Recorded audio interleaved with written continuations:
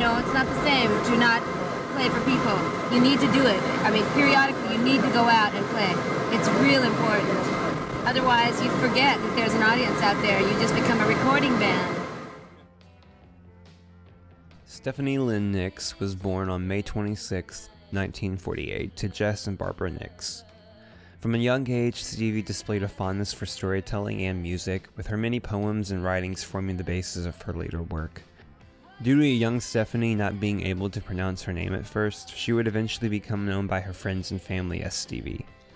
By age 16, music had completely consumed her life, and Stevie would spend the rest of her teenage years writing and playing music. One fateful night while at a teen club, Stevie would meet the man who would change her life forever. While watching a young Lindsey Buckingham play California Dreamin', something inside Stevie overcame her and she jumped on stage and began singing with him in unison. The two of them immediately hit it off, and the birth of a beautiful and fruitful collaboration would soon begin. Lindsey himself was already the member of a band by the name of Fritz, and when an opening became available, Lindsey pushed Stevie to become the lead singer. The band enjoyed a run of success as a touring act, opening for Janis Joplin and Jimi Hendrix up until the beginning of the 1970s. When the band eventually broke up, Lindsey and Stevie, by now a couple deeply in love with each other and music, naturally went on as a duo.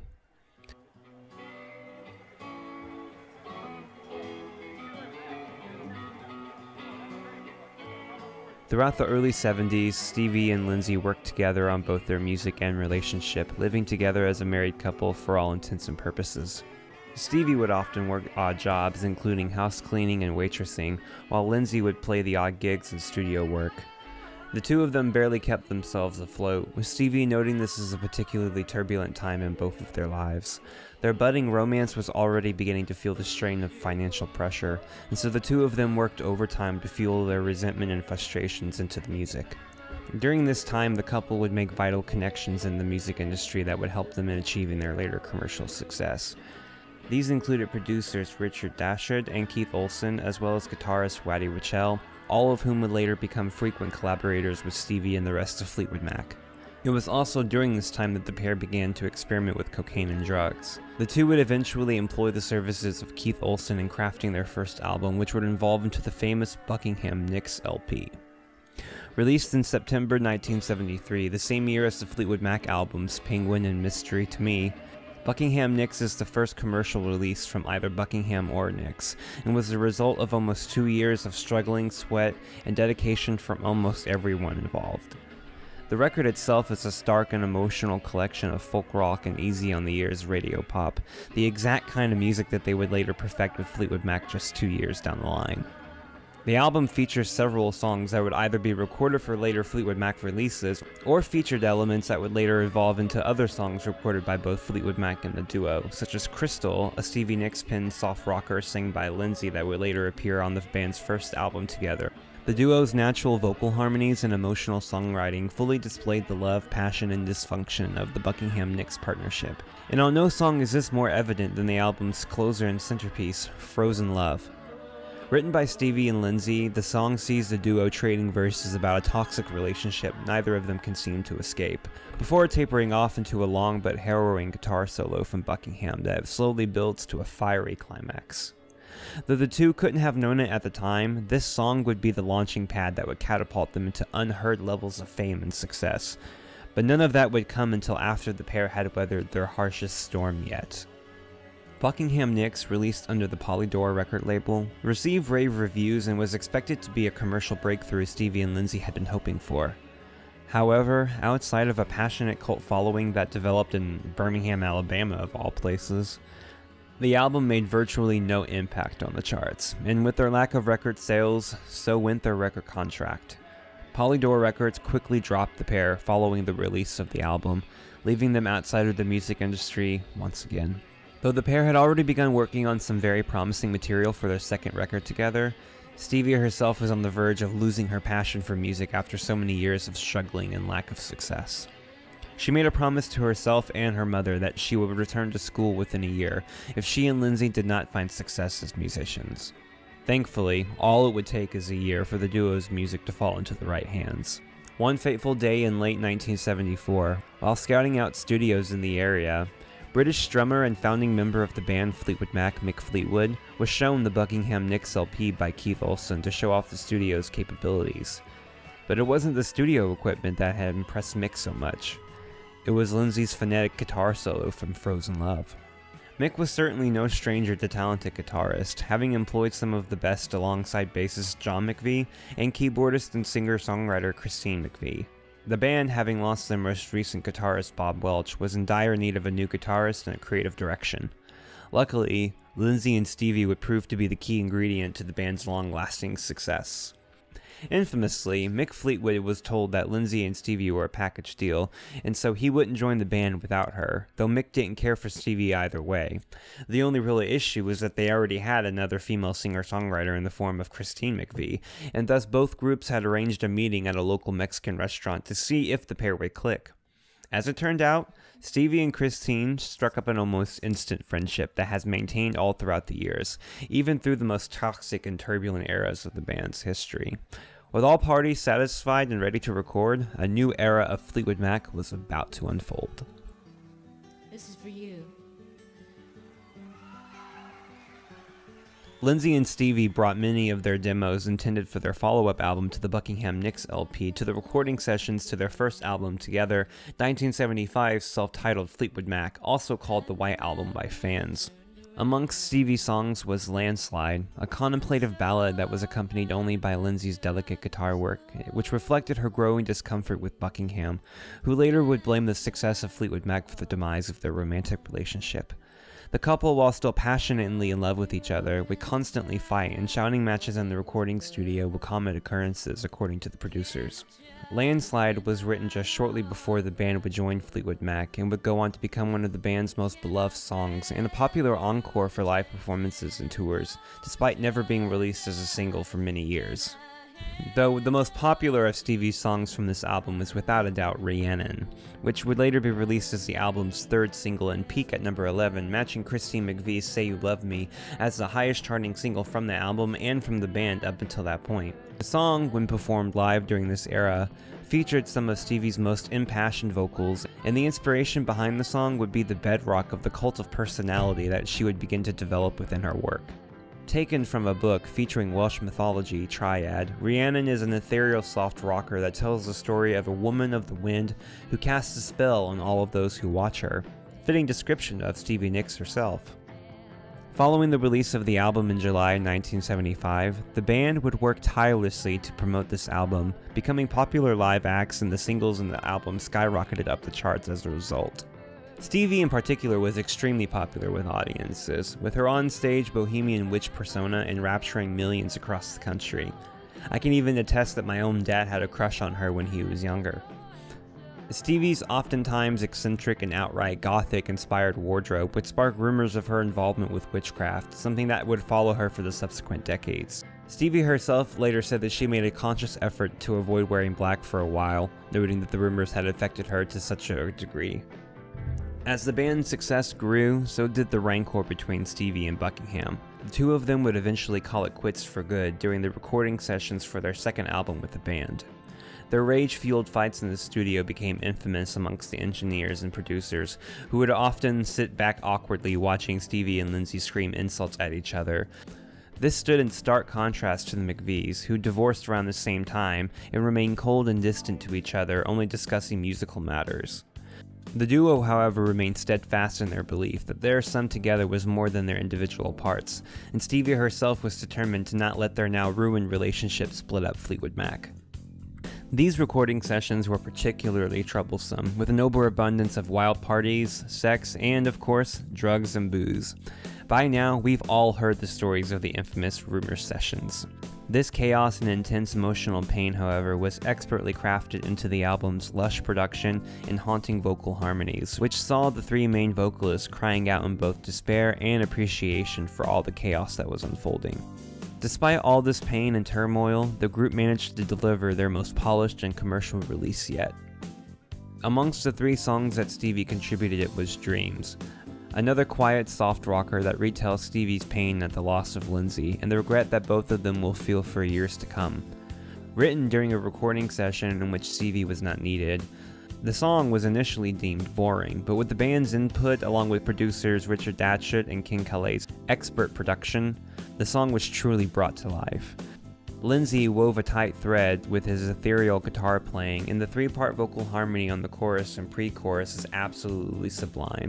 There's a reason that this song would go on to become the band's first and only #1 hit on the Billboard Hot 100, and remains one of their most enduring and popular songs with audiences. Dreams wasn't the only Fleetwood Mac staple that Stevie Nicks would contribute to Rumors. Gold Dust Woman, the album's dramatic closer, is shrouded in mystery to this day, and its oftentimes cryptic lyrics mask its true meaning. Stevie Nicks herself has long said that the song is a reference to her then growing drug addiction, the fame, and her own isolation from her loved ones during this time.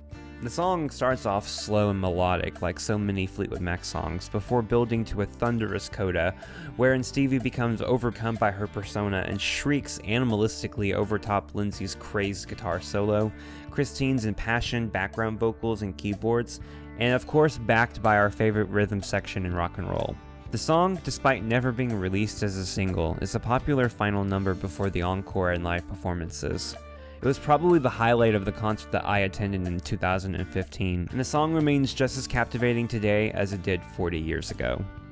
Two other songs that Stevie Nicks contributed during this era were I Don't Wanna Know and Silver Springs. It's well known by fans that Stevie Nicks had wanted the latter to appear on the record, but due to I Don't Wanna Know's shorter runtime, it was ultimately chosen over Silver Springs.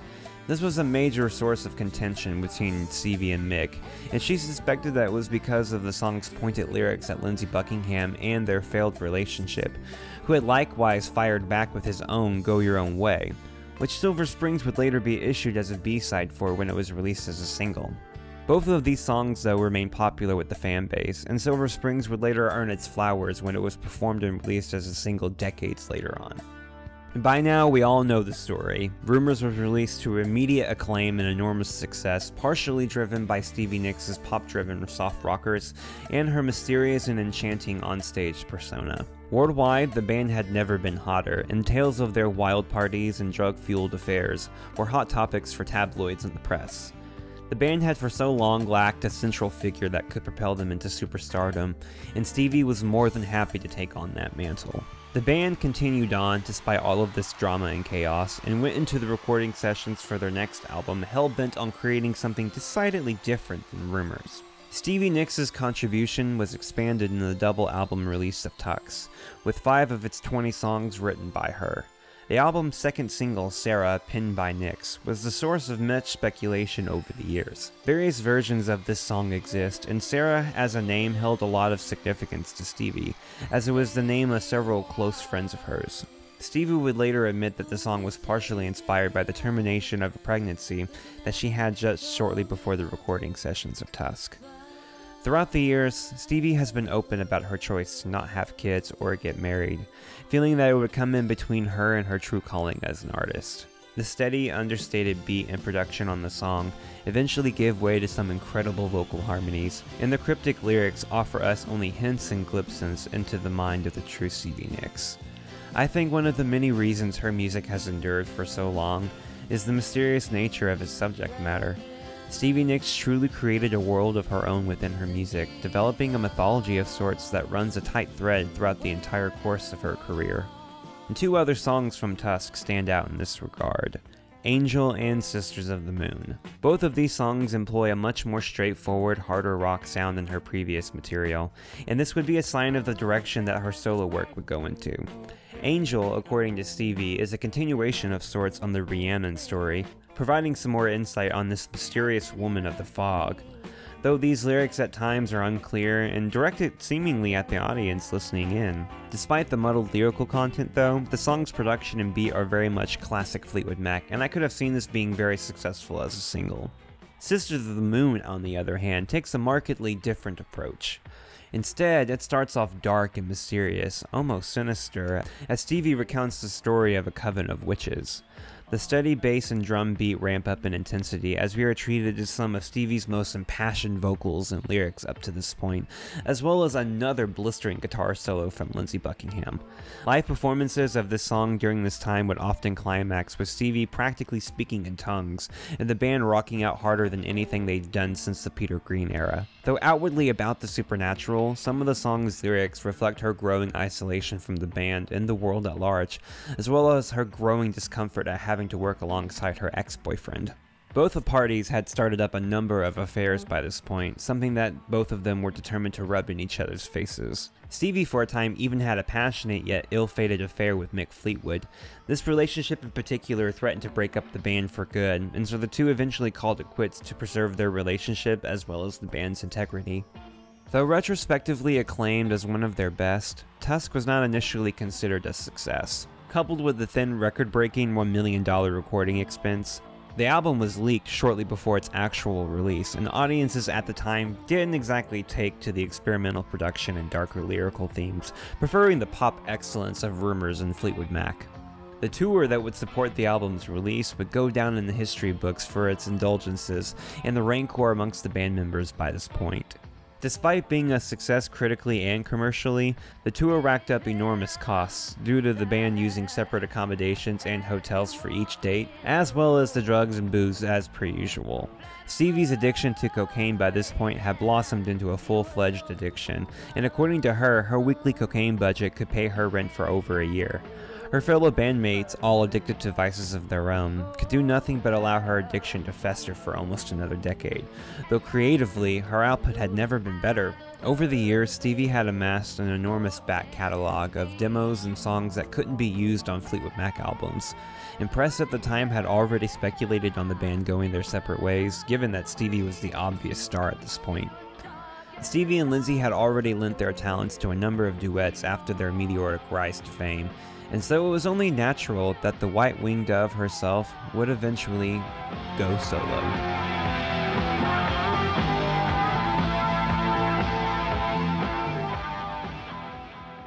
Thank you so much for joining me for this first installment of my series on the legacy of Miss Stevie Nicks. Before I go, I want to take a moment to let everyone know how forever grateful I am for the feedback in response to my Christine McVie video. The constructive feedback, the good and the bad, have been invaluable, and I'm so excited to share with you what I have in store. There are several other Fleetwood Mac related videos coming soon, I promise you, as well as some more original content. My heart is overflowing with gratitude for the views and subscribers, but especially the comments and stories that you guys keep leaving me. I hope I won't let you down. Until next time, stay safe. I'll see you again here real soon.